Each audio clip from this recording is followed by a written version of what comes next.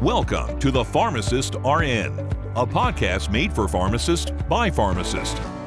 Pull up a seat and let's get started.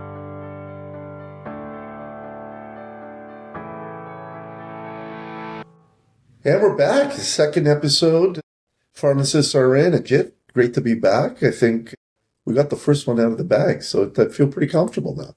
Yeah, I'm looking forward to this episode, John. Looking forward to talk a bit more about adult HPV vaccination. We did a good job, I think, talking a lot about what is HPV and the burden of disease. And now I think it's important to talk about how to prevent it. Yeah, how to prevent it and then how to deal with our patients and, what do we do in practice as well? I think it's super easy for us to kind of sit here and chat about, what pharmacists should be doing. But the reality is it's a challenging time in community pharmacy and these guys are being pulled in so many different ways. How do they really kind of build a sustainable program? And I know you've done that. You've gone way beyond that. But I think that's something a lot of pharmacists struggle with. Definitely. And I think you talked about it in the first episode. It starts with flu. It starts getting comfortable. It starts building a patient population that comes to you for a vaccination. I think that's the first step. And I think, you're more than aware of this data, and you've done some work with Open, as you mentioned, is most Canadians are getting their flu shot and their COVID boosters at a pharmacy. So we have a big pool of adult patients that we're vaccinating. Yeah, co-administration this year was really high, actually. I know I've talked about this in the past, but, I think when we started this immunization season, we've changed the terminology now outside of flu, but we were thinking we might co-administer flu COVID somewhere around 20, 30%. It ended up over 60. So wow. The patients are open to it. I think what we found is you got to ask or make that suggestion or make a recommendation.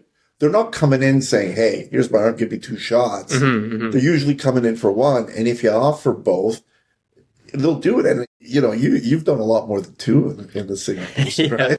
Yeah, no, I think with some travel consultations and routine immunization updates, we're, up to 5 or 6 vaccines for a single person. Yeah, I think the run-of-the-mill pharmacist is thinking, wow, that's wild. But you've done it. And patients have tolerated it. It's one visit and you get them prepped for their trip and everything else. But I think, what we're here today for is to kind of continue on that conversation on HPV and kind of its importance and what it means. And more particularly in the adult population, I think, historically, we would think HPV, we would think about, immunizing to protect girls. That's how it all started for us, I think. Oh, yeah, you're right. Now it's gone way beyond that. So when someone says to you, adult vaccination, you think HPV? Like, where does that, where do you go with that?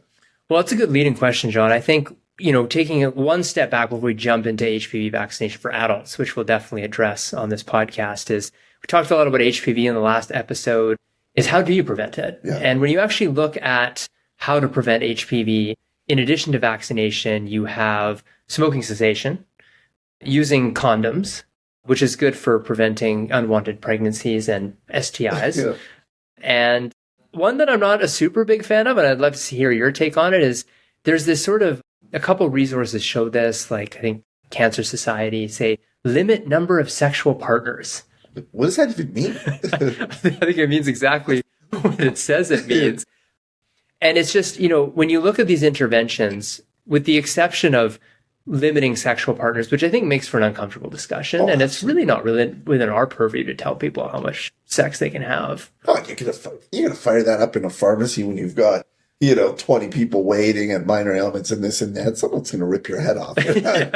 Yeah. And I also think, John, it also discourages pharmacists from having the conversation in the first place if they've got to say something like that. Well, that was one of the challenges when it was thought of as, before we started, thinking of it as a vaccine against cancer, the reluctance was, I want to get into a sexual discussion with these patients, particularly younger patients. It was just, there was an uncomfort with the whole thing. And I think pharmacists were avoiding it. Definitely. And I still think it's a tough conversation compared to other vaccines. But so taking that one out, I think we can mutually agree that although obviously people who are having more sexual partners have a higher risk of exposure to HPV, it's not a feasible intervention to mitigate risk. I think the other 3 are good too. I think wearing condoms is always good if you're not planning to conceive. I think barrier methods are great. Smoking cessation is good for cancer prevention for a number of reasons. It's a modifiable risk factor for cardiovascular disease, but it's hard. It's hard. And I think, yeah, we've had a challenge here in Ontario. Our experience with smoking cessation is, we lobbied for so long, and this is going back probably 10 years now, to get funding for it for pharmacists, to be able to offer it and get reimbursed. And if we pull the claims data in Ontario, probably for last month, there was probably none. Wow. Probably not one billing. And it's been like that for a while. And there's reasons for that. I mean, the program was complex. It requires a lot of touch points, Yep.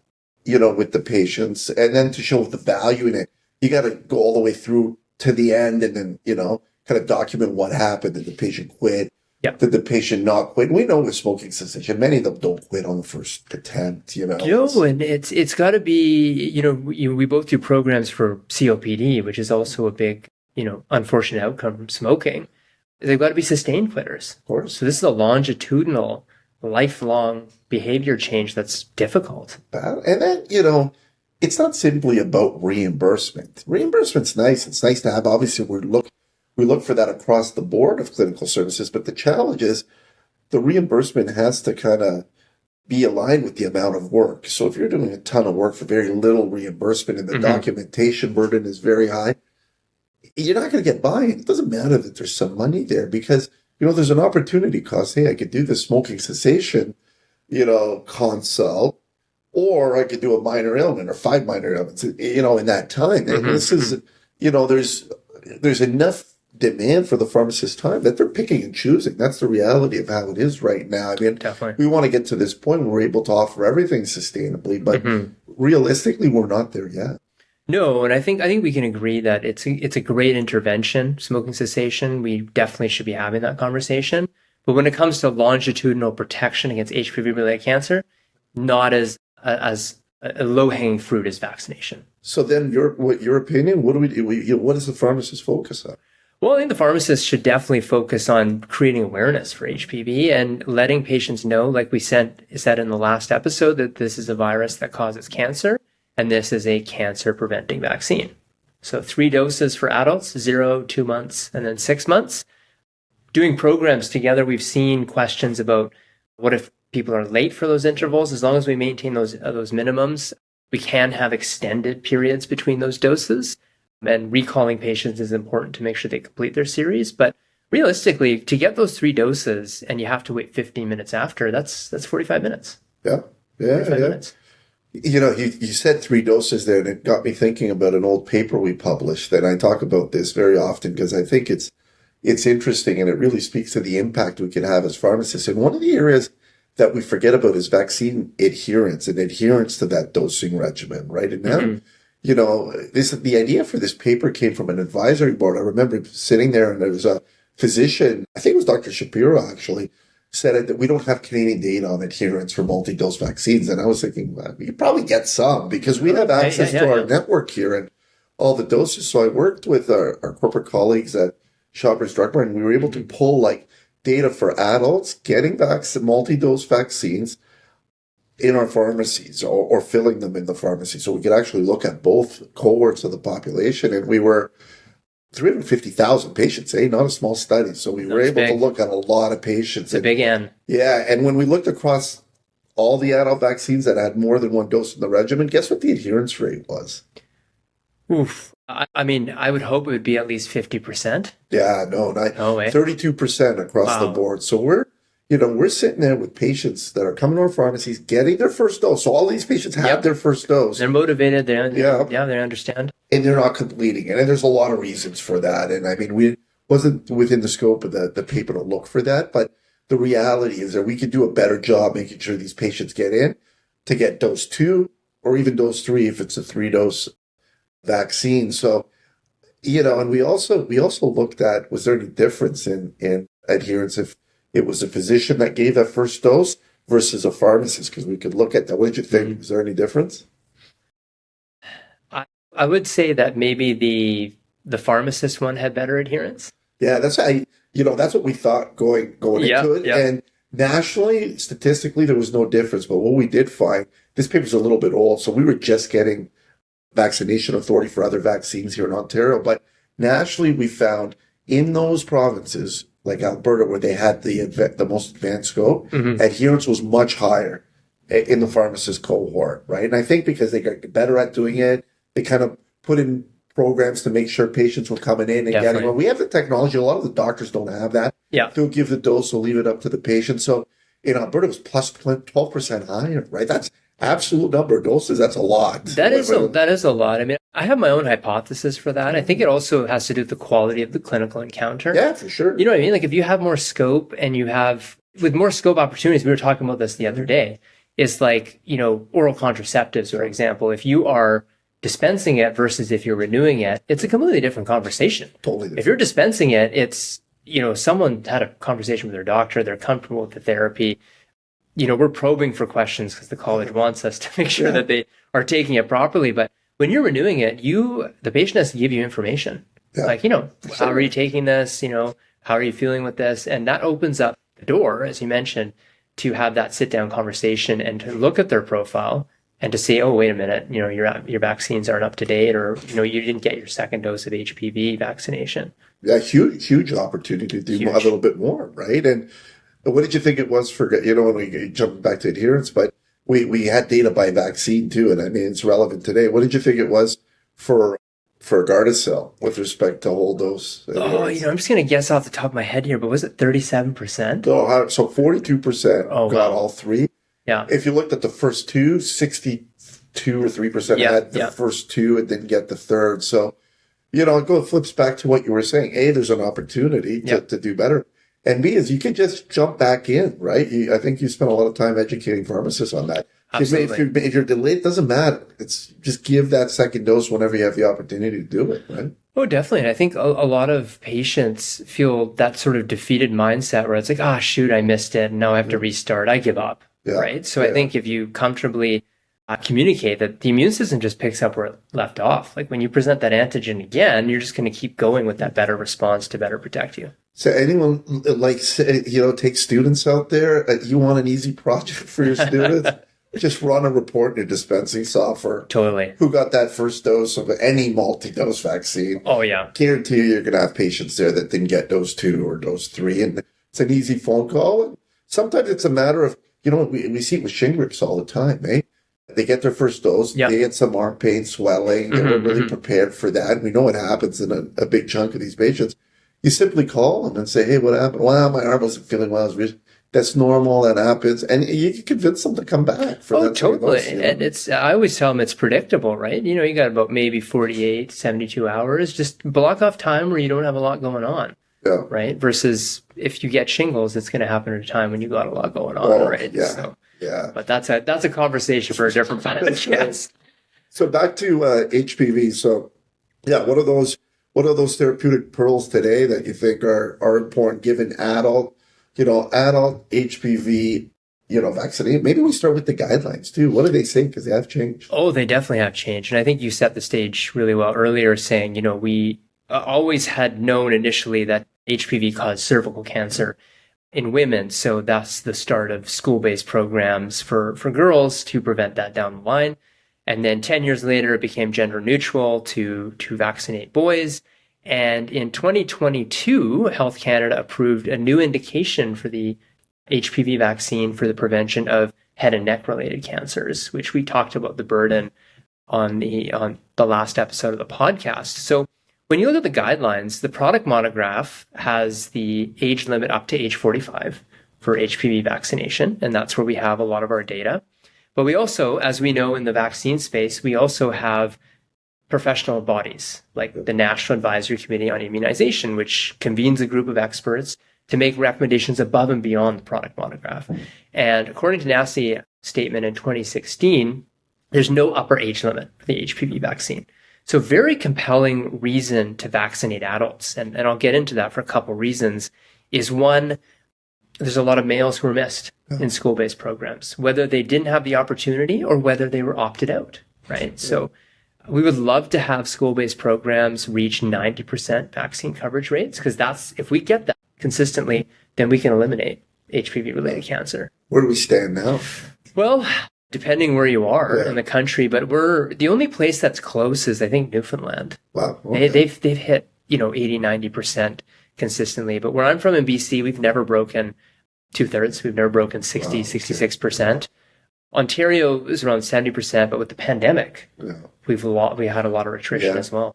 And, and that's, consistent with other vaccines as well. If you look at the public health targets for things like pneumococcal vaccination, shingles vaccination, still well shy of the provincial targets. Totally. So there's room for us here as pharmacists to continue to kind of, push this forward. But, you touched on NACI there, and I thought I've got you here, so I'm going to put you on the spot a little bit.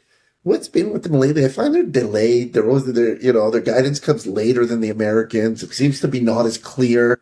Sometimes I find it's even vague. It leaves a lot up to the discretion of the healthcare provider. Like, any insight on that? Or? Well, I think ultimately the buck stops with the healthcare provider, right? Yeah. These are guidelines to help guide us somewhere, but ultimately the decision is down in that what we call shared clinical decision making with the patient.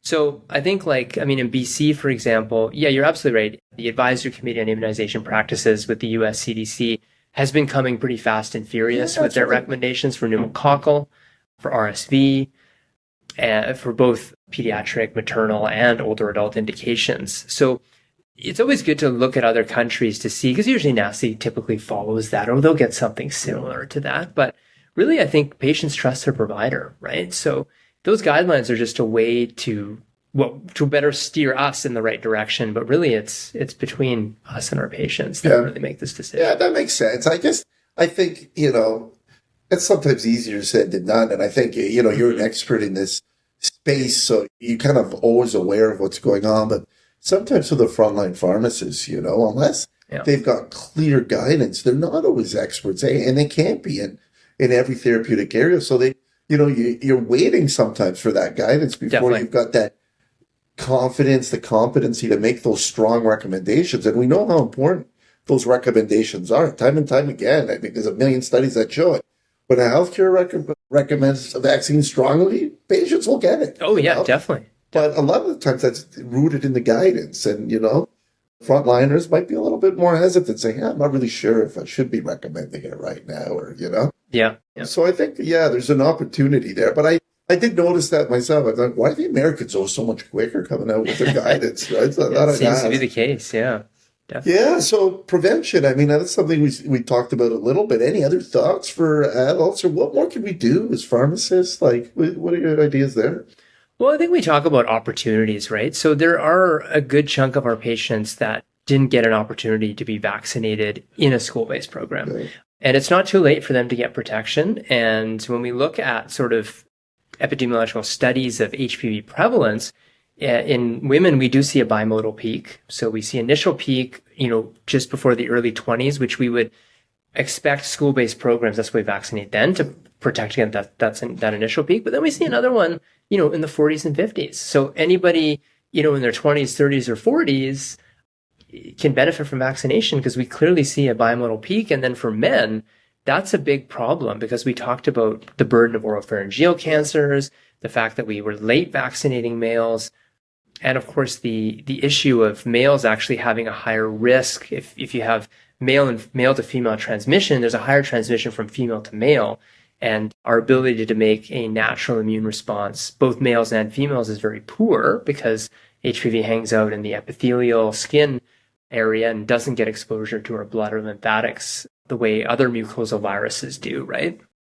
Respiratory viruses do. So we're particularly vulnerable as males. So I think clinical encounters, which we talked about earlier, is really an opportunity to address HPV vaccination status. And now is a better time than ever, because pharmacists are doing more things like minor ailments. Yeah. So we talk about males. Like, when was the last time you saw your doctor, right? Yeah, no, you're absolutely right. I was having this discussion today. It's been forever, man. Yeah. He's going to kill me. But we just don't go. We just don't go, and we put it off. So allergic rhinitis is a great opportunity where you have a male come in for a, non-acute condition of allergic rhinitis. That might be the one healthcare encounter that they have with a professional as their pharmacist.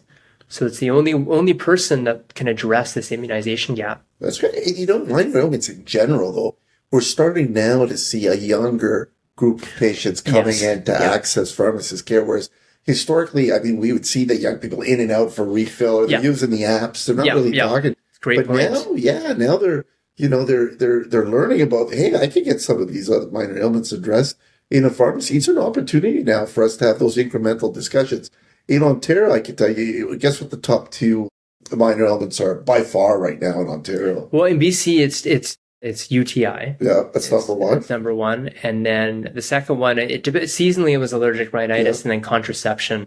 See, for us here, it's conjunctivitis. Right? Okay, yeah, so it's a strong second here. Yeah, so it's interesting that it's a little different. But and I mean, so you're seeing patients that historically wouldn't have come to a pharmacist seeking help. Not in that capacity. No. Not in that capacity where they sit down with you and you assess their history and things like that. And a lot of times the patients for things like allergic rhinitis, they've taken things before, right? They've taken a nasal spray before. So it's the clinical workup in that sense isn't super comprehensive. So it gives you an opportunity to offer more service, right? What works for us, during the flu season is we, as the patients are consenting to the flu shot, we ask about other vaccines, right? So there's questions there about shingles, pneumococcal vaccination, RSV.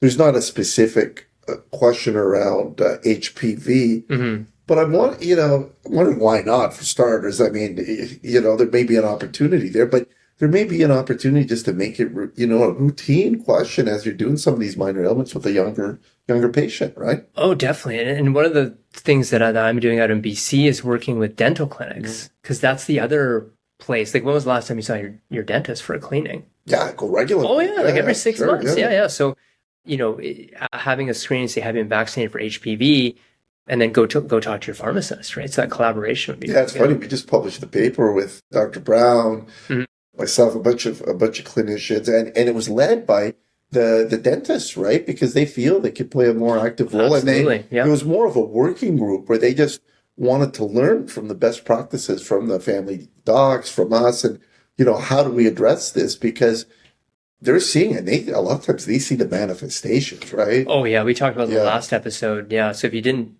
hear that, check out the last episode to talk about the burden of oropharyngeal cancers. Situations are really disturbing in some of these patients that get these oral cancers. So, and the dentists are the ones that are like reconstructing and doing all this other stuff, right? Totally. So they see from their perspective, everyone should get vaccinated because they see those consequences. So for me working on the front lines here, I'm always thinking about, it's such an important vaccine. We see how effective it is. How do we get more people vaccinated? And I'm really worried that, because of the pandemic, if we don't play catch up, we're going to see a spike in these cancers somewhere down the line. And that is a known trend. So Japan, and this is something I mentioned at you've worked with them before, the Federation of Medical Women's Task Force, is Japan halted their HPV program because of some thoughts that there might be an adverse event to the vaccine, HPV vaccine, which was unfounded, but they never brought back their strong recommendation, and they saw their vaccination rates drop, and you saw cervical cancer rates and deaths just skyrocketed. So it's a very simple formula, unfortunately. And this has happened in other parts of the world in the past with other vaccines where, there'll be a spike in some side effect. Most of the time it's a random thing. And it's statistically, it could be due to chance in a particular patient population. And once that program is halted, it happened in Italy actually a few years back with flu vaccination. It takes a long time to get back to where you were. Right? It does, And I think public health authorities have to think about that. And obviously you want the surveillance to be good, and we don't want to be causing harm to patients. But man, once it gets out that there's a potential side effect, if it turns out that there isn't, getting back to target takes forever. It really does. It really does. And I think, we can definitely conclude that it's a team effort. Yeah. Physicians, dental clinicians, pharmacists all play a role to raise awareness, and pharmacists in particular have a huge role in administering HPV vaccination. Well, for sure. And completing the series. Yeah, and we got into discussion with a live audience like a couple of nights ago around Schedule 1, Schedule 2 vaccines and what it means. And it was funny when we polled the group, we said, how many of you would administer a Schedule 2 vaccine and half the group put their hand up and they're ready to go? Yeah. And then I think you asked, how many of you would prescribe that vaccine, right? Yeah. And then everyone was looking around. They were all nervous. Putting their name on it. Putting their name which on is what Schedule 2 is. Which is kind of weird because they'll inject it. But yeah. they were worried about putting their name on that prescription. And I think they weren't clear about the regulatory aspects of that and what it meant to insurers. But it is a kind of a gray area still. And, you know, it's unfortunate that we don't have like some clear national direction. You know, it's every province is doing their own thing, right? And it's I think there's an opportunity to vaccinate through Schedule 2, independent of a prescription. That's what it's there for. And in Ontario, it's one of the vaccines that you can do. Yes, absolutely. Still 9, yeah.